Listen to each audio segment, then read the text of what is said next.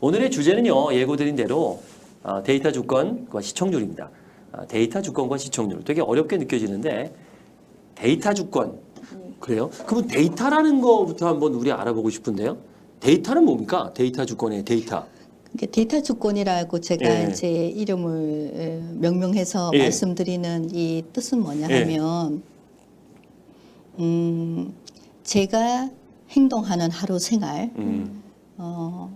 원장님이 이렇게 하시는 하루 생활이 다 데이터가 그럼요. 될 수 있잖아요. 아. 네, 다시 말해서 우리 국민들이 생산하는 모든 활동이 데이터가 되는 거죠. 그래서 지금 우리가 저기 카드를 이렇게 긁는 것도 데이터. 맞아요. 그 내가 어디다 전화를 이동하는, 걸건 것도 데이터. 내가 여기 이 A라는 장소에서 B라는 장소로 이동했다는 것도 데이터. 내가 어디 하루에 몇 군데를 이동하는가도 지금 데이터. 스마트폰의 위치가 있기 때문에 네, 그것도 데이터가 데이터고, 되죠. 예, 예. 내가 뭐 밥을 많이 먹는 떡볶이를 좋아하냐 아니냐, 뭐 오뎅을 좋아하냐도 데이터. 네, 그러니까 모든 것이 데이터는 거죠. 어떻게 보면 데이터화 될 수 있는 거죠. 네, 수치화 될 수 있는 거죠. 네, 예. 기록화 될 수 있고 데이터 될 수 있는 기록하고. 거죠.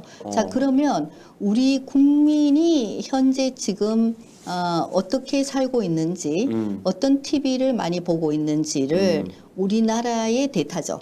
미국 데이터는 아니죠. 그렇죠. 네, 일본 그렇죠. 데이터도 아니고 예. 우리 국민의 데이터인 거예요. 그럼 우리 국민의 데이터를 알고 싶은 것은 우리나라의 정부나 우리나라 기업이나 우리나라 국민들만 우리 국민에 대한 데이터를 알고 싶은 것이 아니라 미국의 기업도 미국의 정부도 네. 우리나라에 데이터를, 어떤 일이 일어나는지를 데이터로 이해할 수밖에 없는 거죠.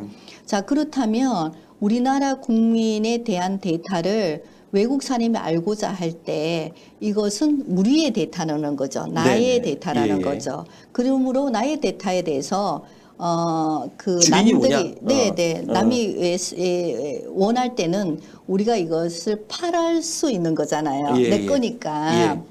자, 그렇다면 우리나라 국민들이 우리나라 방송사들이 그러니까 우리나라 방송사, 미국 방송사가 아니라 일본 방송사가 아니라 중국이 아니라 우리나라 방송사들이 만든 우리나라 프로그램을 대한민국 영토 안에서 대한민국 국민이 어떤 프로그램을 언제 얼마나 왜 많이 시청하는 것을 아는고 싶은 것을 그것을 수집하는 주체가 네네. 외국 기업이 돼야지 되는가 한국 기업이 돼야 되는지를 생각해 볼 필요가 있다는 그렇겠네요. 것이죠. 그래서 저희 회사는 대한민국 기업이고 대한민국 국적을 가진 기업이지만 저희 회사가 만약에 없다면 외국 기업이 이 모든 자료를 수집해서 데이터를 한다면 우리나라 공영 방송도 우리나라의 한국 기업도 우리나라 정부도 우리나라 국민도 우리나라 국민들이 무엇을 소비하고 있는지 어떤 채널을 소비하고 있는지 어떤 콘텐츠를 소비하고 있는지를 미국 기업한테 가서 물어야 된다는 거죠. 네네네네. 굉장히 이게 아이러니한다는 거죠. 그래서 이 시청률 조사는 데이터 주권과 굉장히 밀접하게 관계가 돼 있어서 왜냐하면 두 가지를 조사하는 거거든요. 지금 미디어에서 무엇을 어떤 콘텐츠를 국민들에게 정보, 오락용으로 내어 보내는가, 방출하고 있는가. 그러니까 이제 나가는 그 생산자의 데이터, 뭘 얼마큼 만들었고 어떤 종류를 만들었다는 생산자의 데이터가 데이터도 있는 있고 거고요. 시청률 예. 조사에는 예. 그리고 그 생산된 것에 대해서 반응. 수용자가 누가 언제 어떻게 얼만큼 반응하냐는 것도 있는 거예요. 거기에 대한 반응이 있는 거예요. 양쪽의 데이터가 있네요. 자, 그러면 두 가지 데이터가 중요한 데이터가 결합이 되는 거예요. 하나는 미디어 데이터.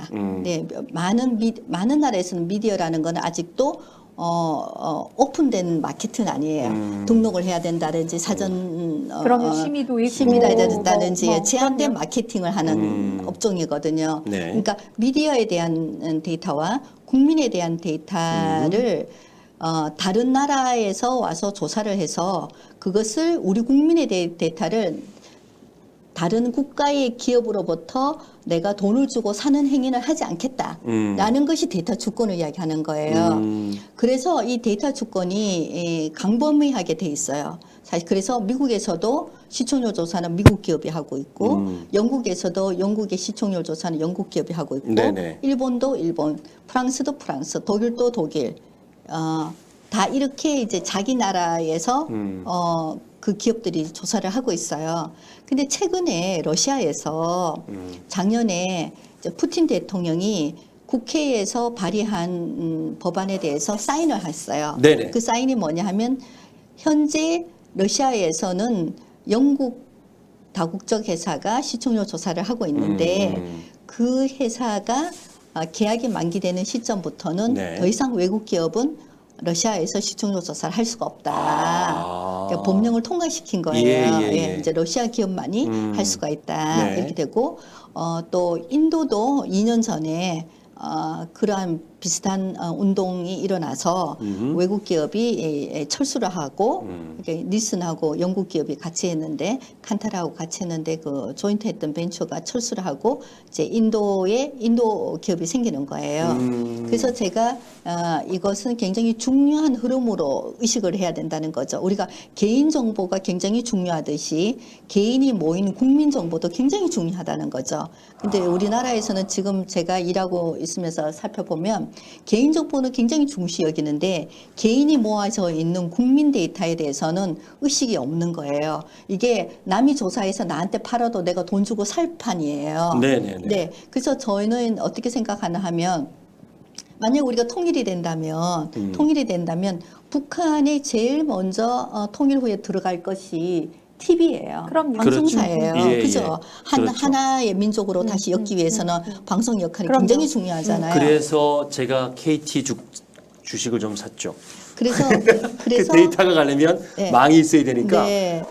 통일을 좀 대비해서 저도 지금 생각을 하고 있습니다. 네, 그런데 그러면 그 방송을 KBS나 이렇게 뭐 MBC에서 공영 방송에 먼저 들어가서 방송을 했을 때, 네. 자 그러면 남한에서 똑같은 방송을 했을 때와 북한에서 방송을 했을 때 시청이 어떻게 다른가는 굉장히 우리가 앞으로 통일 정책을 할 때 중요한 데이터가 되는데, 그들이 원하는 거를 알아야 되고 봐야 어떻게 우리가 소통할 수 있는데 그럼요.